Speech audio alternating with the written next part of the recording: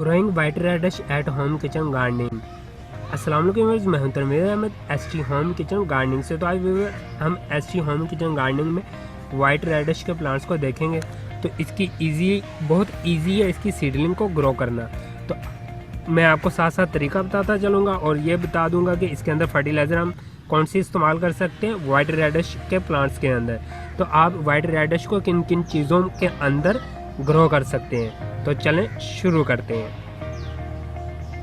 तो व्यूअर्स, अभी आप देख रहे होंगे कि ये टोकरी के अंदर काफ़ी ज़्यादा वाइट रेडिश के प्लांट लगे हुए हैं और इनकी सीडिंग बहुत ईजी है। जस्ट आपने सीड्स को बखेरना है और बखेर कर ऊपर से मिट्टी से आपने कवर कर देना है। जब आप कवर कर देंगे तो आप इसको पानी देंगे।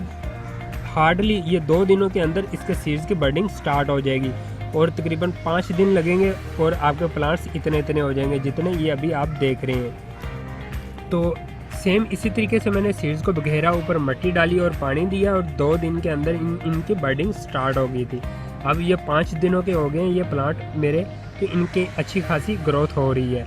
तो अभी ये आप देख रहे होंगे कि काफ़ी ज़्यादा लगे हुए हैं। काफ़ी ज़्यादा मैंने इनके अंदर सीड्स बखेरे थे और जो सीड्स नहीं निकले वो तो ज़ाया हो गए। अब जो निकल आए हैं, जो ज़्यादा नज़दीक है, इनको मैं रिमूव कर दूँगा ताकि ये जो मेरे वाइट रेडिश का फासला काफ़ी ज़्यादा हो जाए। और क्योंकि जब इसकी ग्रोथ होगी तो एक मूली का साइज़, जो वाइट रेडिश का साइज़ होता है, वो तकरीबन उसकी जो चौड़ाई होती है वो 2 से 3 इंच के करीब होती है।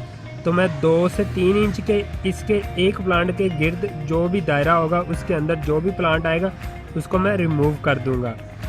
तो इस तरीके से मुझे काफ़ी ज़्यादा यहाँ से प्लांट रिमूव करने पड़ेंगे। तो आप इनको किस किस चीज़ों के अंदर ग्रो कर सकते हैं वाइट रेडिश के प्लांट्स को। वाइट रेडिश के प्लांट्स को आप बड़े साइज़ की टोकरी के अंदर इस्तेमाल कर सकते हैं। तो ये जो टोकरी की हाइट है तकरीबन 8 इंच के करीब है। तो इस 8 इंच के करीब आपको अच्छा रिज़ल्ट मिलेगा वाइट रेडिश को ग्रो करने का। तो ये टोकरी आपको जस्ट 10 रुपये से लेकर 20 रुपये तक मिलेगी।